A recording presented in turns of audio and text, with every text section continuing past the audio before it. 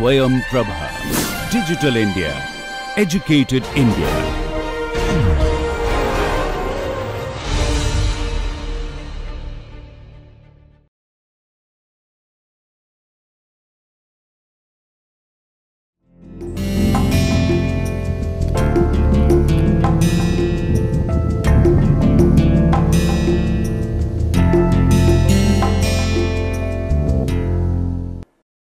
Namaste. In this lecture numbered 9, we would try to understand as to why it is important to engage with scientific epistemology, why all the discussions that we had in the previous lectures is important in the context of social sciences in South Asia, in broader spectrum, in India in particular, why within social sciences sociology stands as an entity to be scrutinized in the light of engagement within positivist framework as well as development that happens in the so called post positivist social sciences.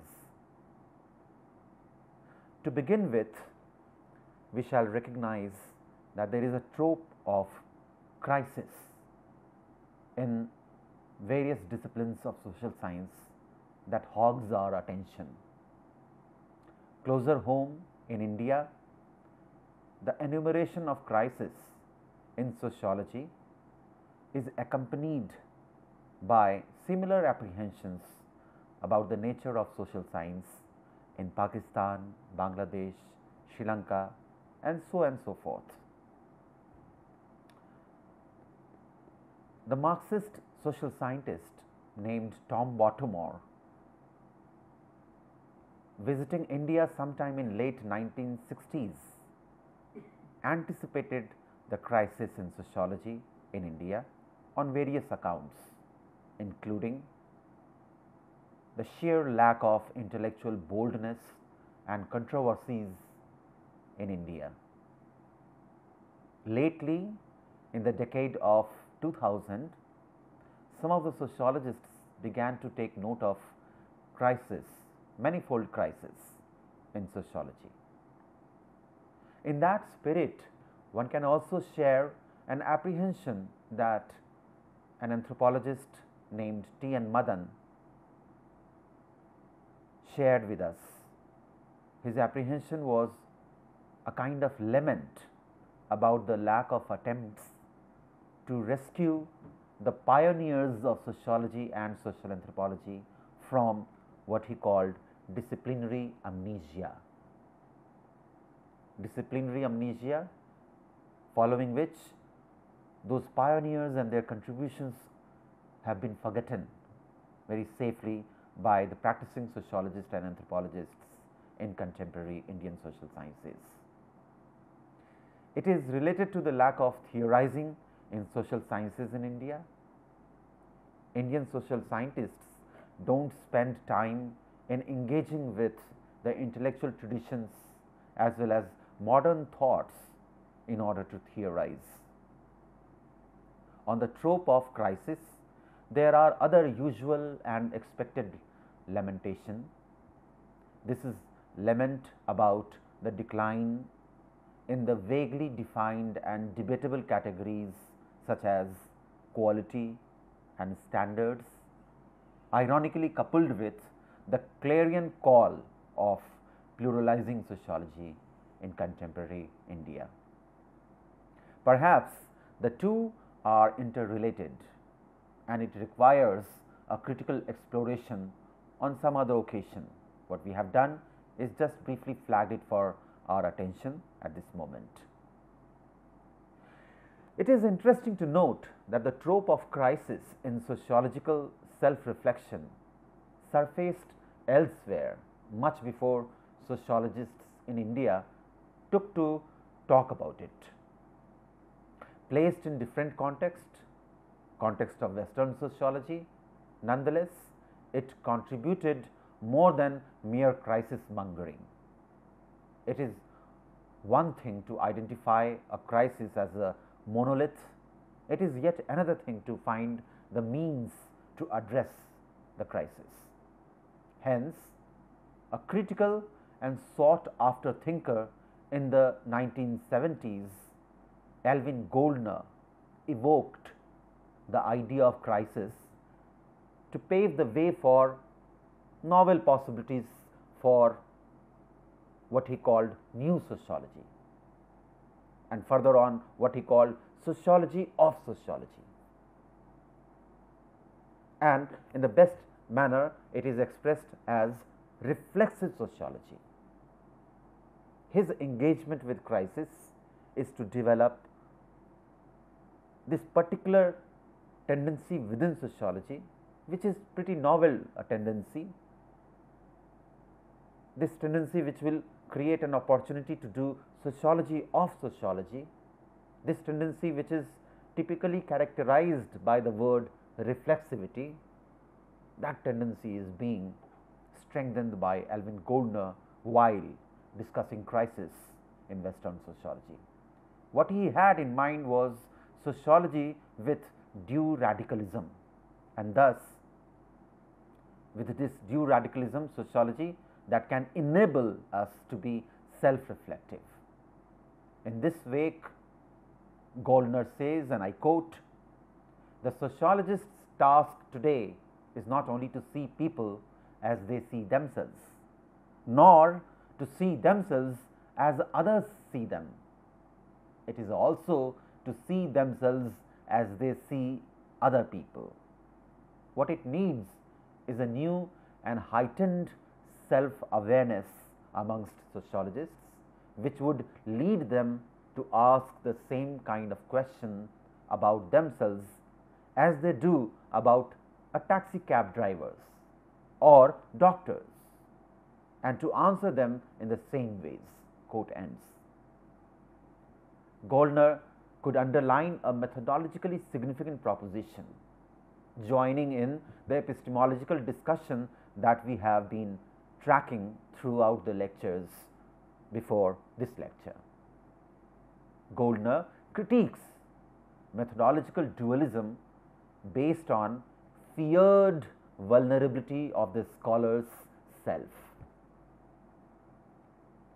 He goes on suggesting that in social sciences in general and sociology in particular, arguably methodology is determined by, to begin with, it is determined by this fear that one's personal passion, including disgust, pity, anger, outrage, etc., the fear that one's personal passions will interrupt public performances.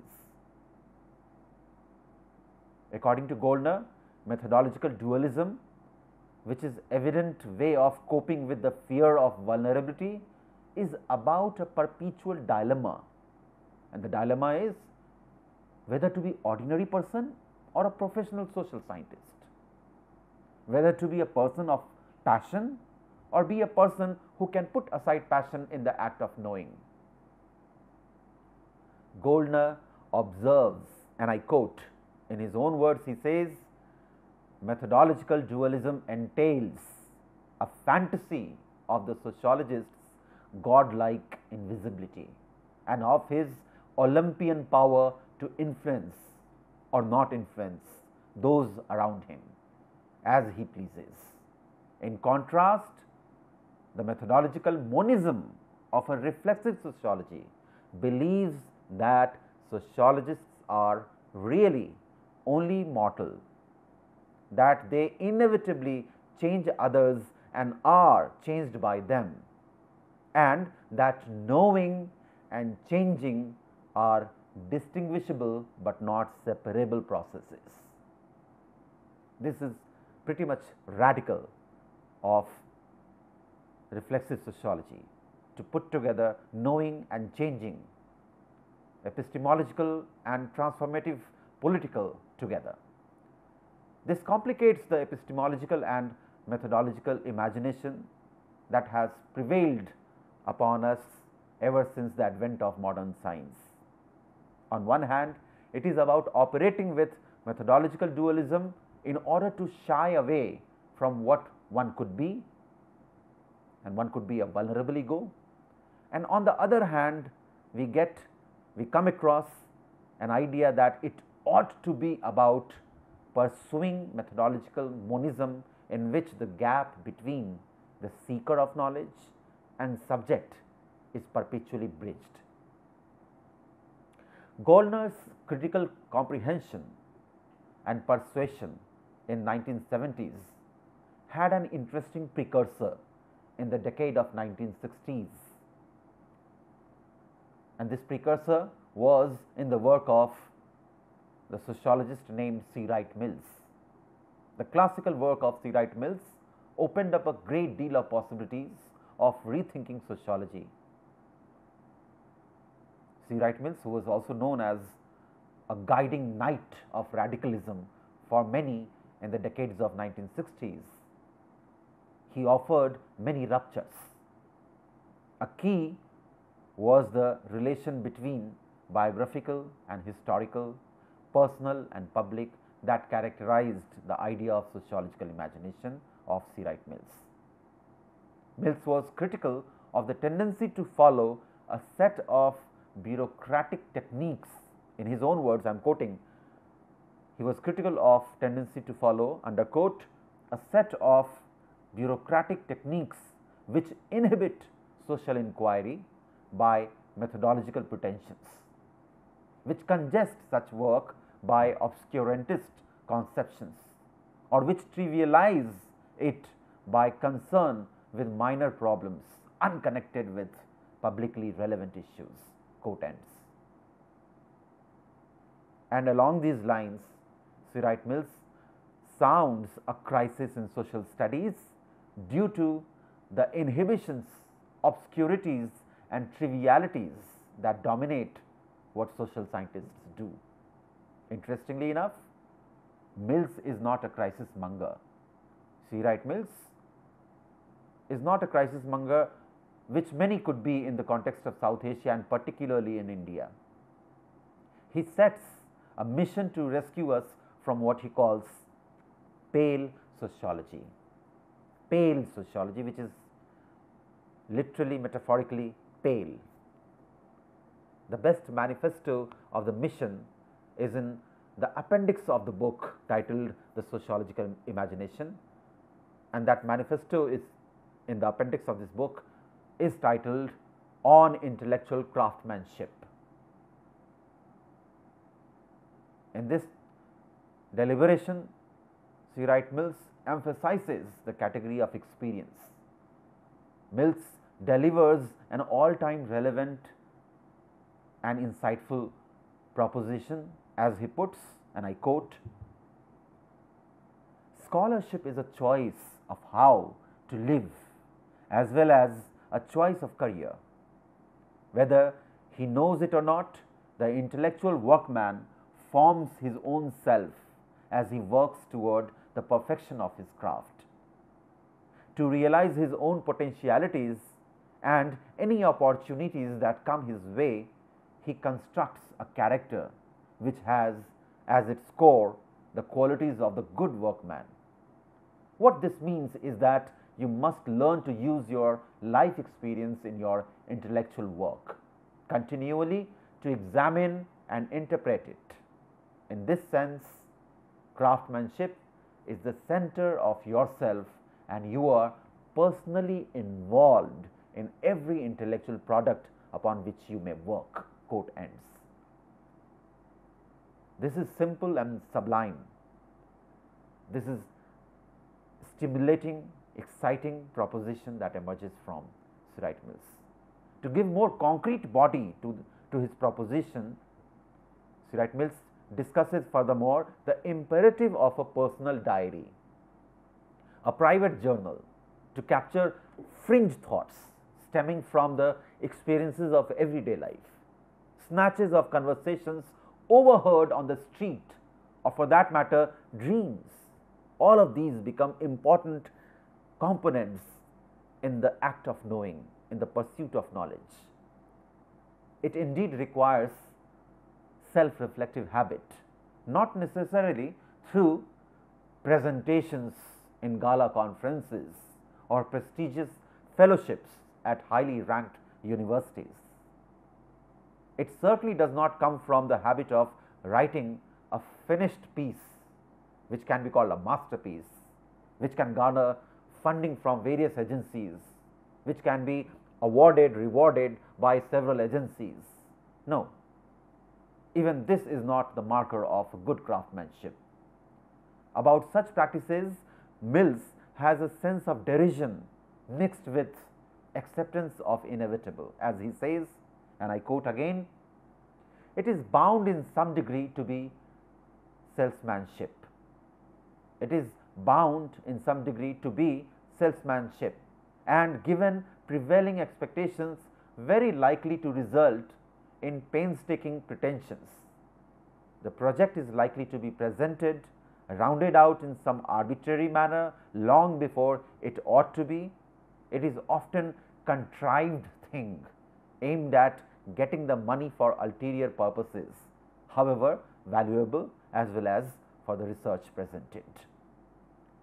Mills is aware of the anomalies of the institutional professional practices in the realm of social sciences, and hence he is highlighting something which does not belong to the day-to-day practices, the ulterior motives, the kind of purposive rationality which governs the practices of social scientists. Instead, he is expecting them to do something more radical. Mills also admits the interventions of peers.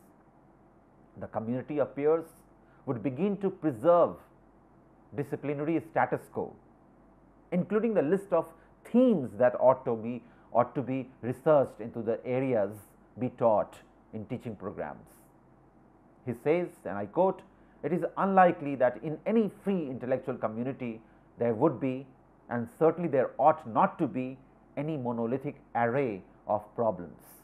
In such a community, were it flourishing in a vigorous way, there would be interludes of discussion among individuals about future work. Three kinds of interludes: on problem, methods, theory. These three kinds of interludes ought to come out of the work of social scientists and lead into it again. They should be shaped by work in progress and to some extent guide that work. It is for such interludes that a professional association finds its intellectual reason for being." One can ask, are there associations around endeavor to promote works in progress that could depart from the familiar list of thematic of inquiries in researches or teaching programs? Are there such associations which will promote intellectual adventurism, which will promote intellectual risk taking? How much of our works dwell upon our personal experiences that summon radical departure from the comfortable notions of being sociological? In other words, how much risk is undertaken in the three areas of interludes that Mills identified up in the previous quote? Are there interludes available in a chosen research problem, in method, in theories? Often our works are too clinical and smart to allow the relaxed ways that is essential for methodological innovation, for what Mills calls intellectual craftsmanship within social sciences. Our known ways of seeing, our familiar methodological apparatuses make us merely technicians, and one begins to see the problematic of being technician while one reads sociologists like Alvin Goldner and C. Wright Mills. There is a proposition for methodological innovations common in both Alvin Goldner and C. Wright Mills. In this context, it makes sense to revisit another classical work by someone called Robert Nisbett. His classical work which puts sociology arguably as an art form. Nisbett's intervention was made at a time which was characterized by crisis in Western sociology, and it still holds its relevance in the context of South Asia for sure, and of course, all over the world it is important. Bolstering, strengthening a case for sociology as an art form, Nisbett suggests, and I quote, how alike are the sociologists and artists' efforts to endow subject matter with what Herbert Reed, the art historian and critique, has called the illusion of motion. No mean aesthetic skill is involved in Marx's depiction of capitalism as a structure in motion, in Tocqueville's rendering of equality as a dynamic process, or Weber's of rationalization. We cannot take away from Tocqueville, Marx, Weber and other sociologists the visions for which they are famous. But we live in ignorance if we do not see clearly these same visions, albeit stated differently in the earlier writings of such minds as Burke, Blake, Carlyle, Balzac, artists. There is, according to Nisbett, an essential unity of art and science, no matter how eclipsed it may seem in the wake of intellectual politics which separate the two. Presenting a diagnosis of the problem of scientism without diminishing the significance of science, and to emphasize the unity of science and art, Nisbett suggests that when Kepler, the scientist, wrote the roads by which men arrive at their insights into celestial matters seem to be almost as worthy of wonder as those matters themselves. When Kepler wrote this, it would never have occurred to him that there was any significant difference between what he, the theologian, the philosopher and the artist were engaged in. Nisbett enlists a number of common thematic areas in social sciences in the 19th century, such as community, masses, power, development, progress, conflict, egalitarianism, anomie, alienation and disorganization. He also suggests that there are identical themes in the world of art, painting, literature, even music. Social scientists have benefited from their engagement with works of art and in comprehending their thematic realities.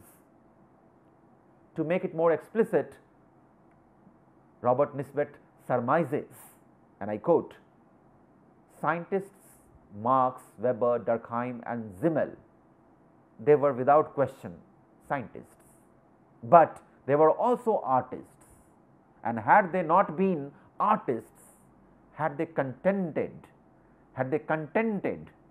themselves with demonstrating solely what had been arrived at thorough aseptic problem design through meticulous verification and through constructions of theory which pass muster in a graduate course in methodology of sociology today. The entire world of thought would be much poorer had they not been artists. While being scientists, they were artists. Turning geopolitically inward, the sociological inclination toward art was not absent in the sociology in South Asia, though its influence has been historically muted. It is relevant to briefly allude to the extensive deliberations of Radhakamal Mukherjee. Radhakamal Mukherjee was one of the pioneering thinkers setting the temperament of sociology in India. Radhakamal Mukherjee, who is accredited to have shaped up the way of doing sociology and anthropology while also engaging with economics at Lucknow University, is mostly known for his sociological challenge to the predominance of positivism of economics, but he also wrote a number of well-known essays on the issue of art and its relation with society, civilization, religion and polity. One of the essays by Mukherjee, titled "The Meaning of Evolution of Art in Society," was published in American Sociological Review in 1940s, precisely 45. And it is curious to take note of the editor of the journal adding a note on the publication of this essay authored by Radhakamal Mukherjee, and the note said, and I quote, "The editors think that American sociologists will be interested in the contemporary thinking of an eminent Indian sociologist in the eventful year of 1945. In a way, Mukherjee suggested an area of serious inquiry for social scientists, without which a crisis was in the making. He anticipated the crisis unless sociology and anthropology and larger area of social science engaged with the intellectual resources, the aesthetic materials, art and craft, civilizational religious issues, unless they engaged with all those things which were around, Mukherjee could anticipate some kind of problem for future, for sociology's future. He suggested that art is at once a social product and an established means of social control. He said modern sociologists should now vindicate the importance of this fertile field, the study of art forms as the unchecked efflorescence and clarified utterance of culture, as its principal measure, directive force as well as means of control. As obvious, Radhakamal Mukherjee was keen to develop a sociology which can engage with art in such a nuanced manner. Seemingly, there have not been serious engagement with such profound proposition that emerged in the intellectual history of social sciences in India. As obvious in the foregoing, we tend to vacillate between legitimacy of self-experiential methodological orientation and the cancellation of self altogether in our pursuit of knowledge. If sociology in India suffers this methodological dilemma, it is not without a reason and not without a background. We have tried understanding that background. But the lamentable part is that there is seldom an effort to move toward post-dilemma development in sociological discussions on methodology. And this calls for a strong polemic, no doubt about that. In that regard, we should recall a master thinker, another sociologist from, another pioneer who emerged from Lucknow sociology, namely D.P. Mukherjee, engaged with ifs and buts of sociological methodological inclination to scientific method. He said, and I quote this insightful idea that he offers us: a pure science has been built up by intellect, by eschewing the concrete in the shape of practices and traditions, ethics, history, and lastly the subjective attitude. By eschewing all this concrete stuff. But all these are living factors, stern realities and facts as much as the so-called scientific facts. All these materials rebel not alone for being eliminated, but also for being tyrannized over in turn by intellect, which serves its function by reducing everything to a mechanism, the like producing the like. Very powerful intervention he makes by saying this in the scientific epistemology. Pretty early on in the frame of social science, someone like D.P. Mukherjee had already contested scientific epistemology. A semblance of post-positivist turn appeared pretty early on, as one can notice by engaging with some of the sociologists from Lucknow University, who were very crucial in the early days of sociology in India. The selectivity of scientific reason leaves behind philosophy and religion, causing an opposition of humanities and sciences. The two wings of university buildings accommodate these opposite disciplines, though the courses of study may have the same objective. And this is so common found. This is a situation of despair that demands from us, as Mukherjee suggested, a synthesis of objective and subjective in order to make sense of social relations.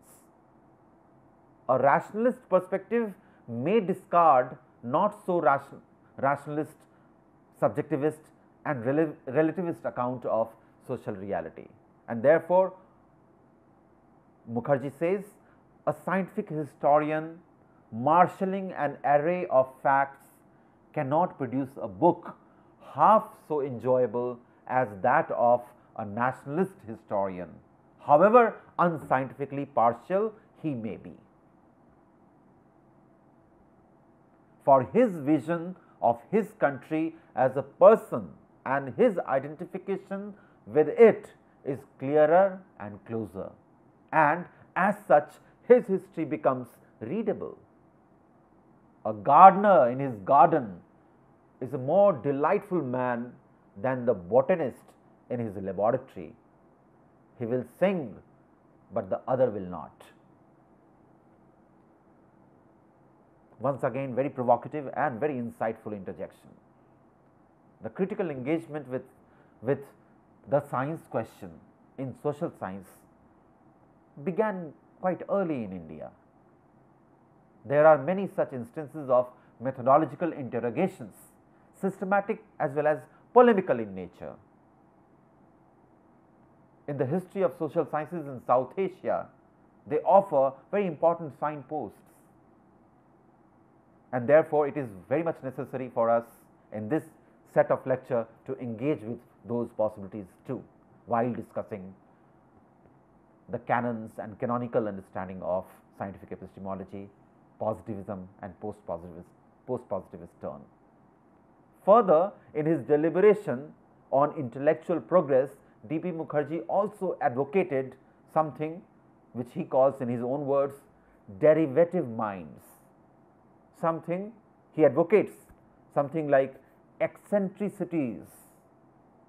He promotes something like non-expertise in the intellectual pursuits of university academia, which is plagued by obsession with expertise, obsession with ordered, structured intellectual pursuits.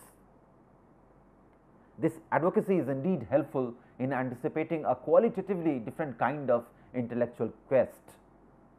For Mukherjee, it appears that some eccentricities will have to be cultivated.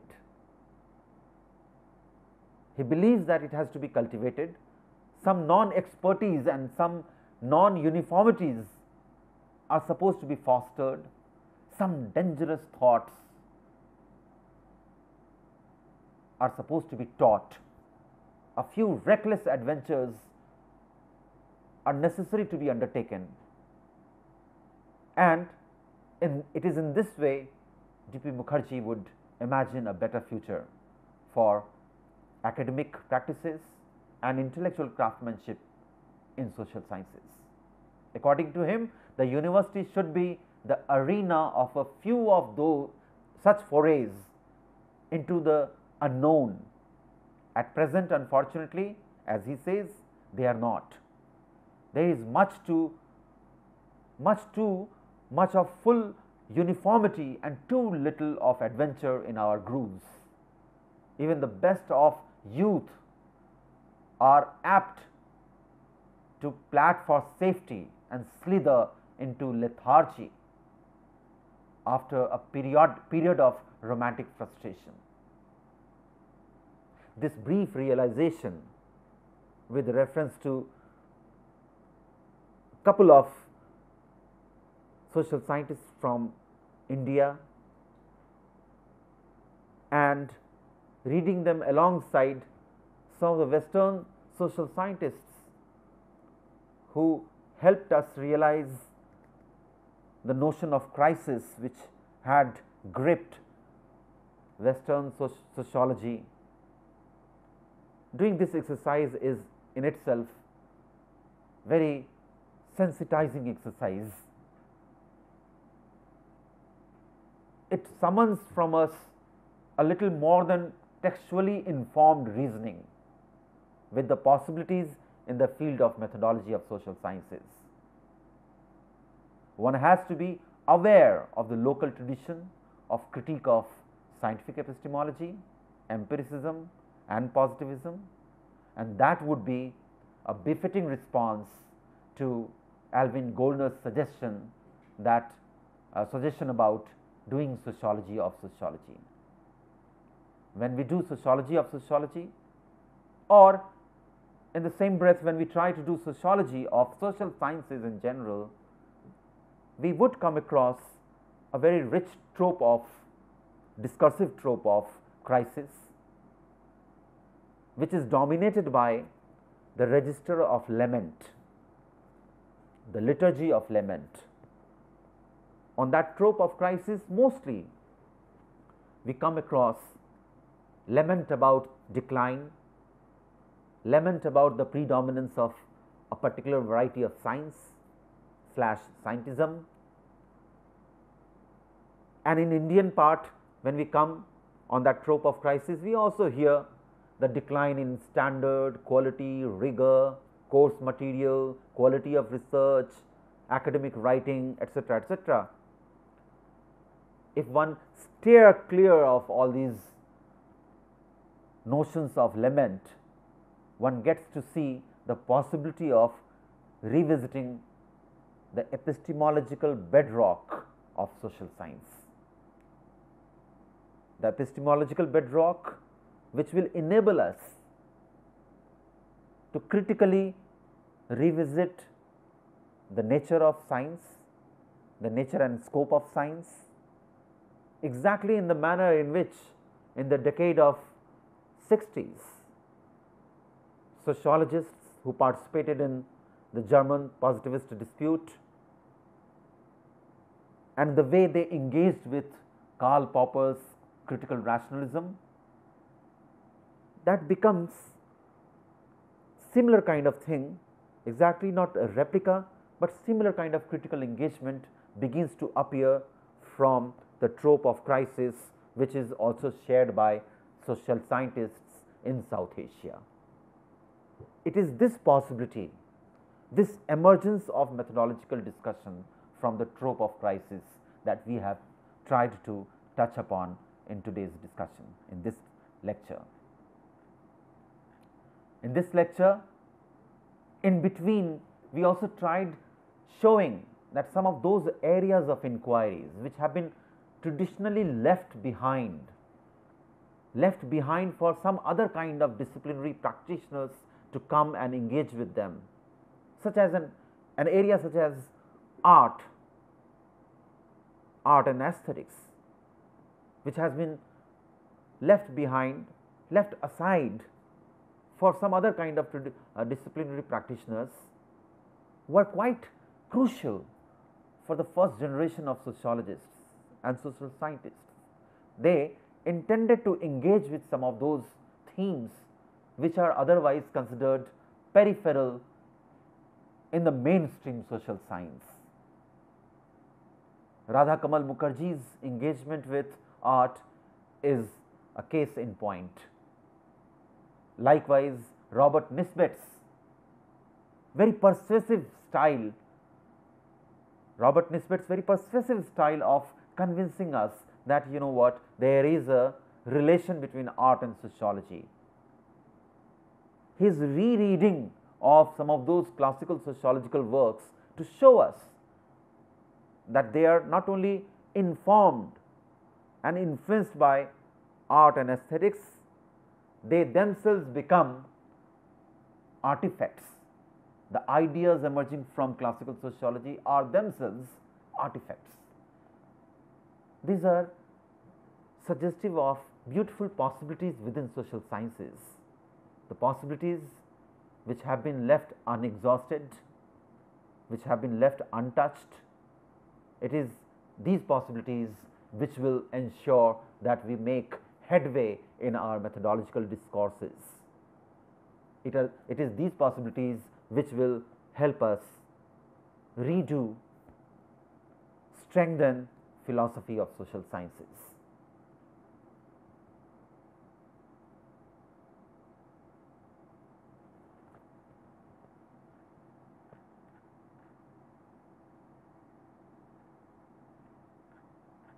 Cut कितना हुआ? उससे ज़्यादा अच्छी है। Style तो style दिख रहा है बोलते वक्त में, मैंने वो हाथ वाथ जो ज़्यादा चलता है वो अटपट नहीं हो रहा है ना, मतलब गंदा तो नहीं हो रहा है ना, हाथ वाथ चल जाता है। मेरा हाथ बहुत चलता है, या मैं बहुत रोक के रखता हूँ।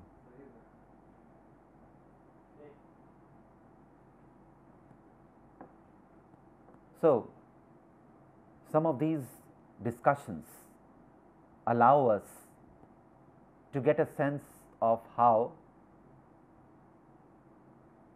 scholars from South Asia have been participating in critical debates on scientific epistemology, even though they do not figure in universal reckoning due to certain kind of intellectual politics. Their voices, their observations, their interjection in debates on scientific epistemology, positivism, do not appear prominently. We have tried taking note of their interventions in this lecture. However, while taking note of their interventions, as well as while discussing feminist epistemology and its quest of successor science, while briefly touching upon the debate between Gopal Guru and Sundar Sarukai, while looking at some of the feminist scholars from India, we came across an intrigue of experience, so to say. An intrigue of experience, since it is no longer that plain and simple version of experience which factored in scientific epistemology. It is a version of experience in the aftermath of critical debates on science. It's an intriguing version of experience in the aftermath of the so-called post-positivist turn in social sciences. It's intriguing, why? Because it moots a very critical question as to whose experience really matters, which experience to be trusted, which experiential account to be taken more seriously, which experiential account has lesser credibility, whose experience matters, experience of those who have no choice but to be in that situation of experience, or experience of those who have a choice who are participant observer, so to say, in typical social scientific methodological term, who are participant observer, and therefore they have a choice to step out of the domain of experience if the domain of experience is very uncomfortable. These kind of questions allow us to rethink the category of reflexivity. The category of reflexivity, which appeared very sharply in this lecture, is going to be debated furthermore in the last lecture, lecture number 10. However, we try to summarize the whole thing by taking note of the fact that experience with complexity assumes centrality in the post-positivist explorations in social sciences.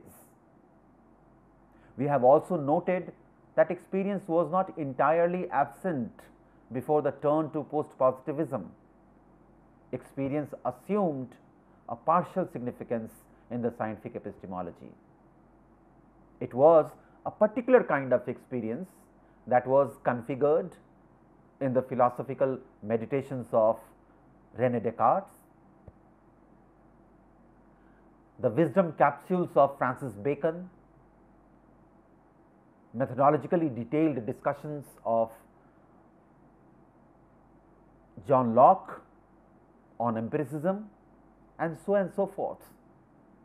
The category of experience was not absent in the wake of Newtonianism either,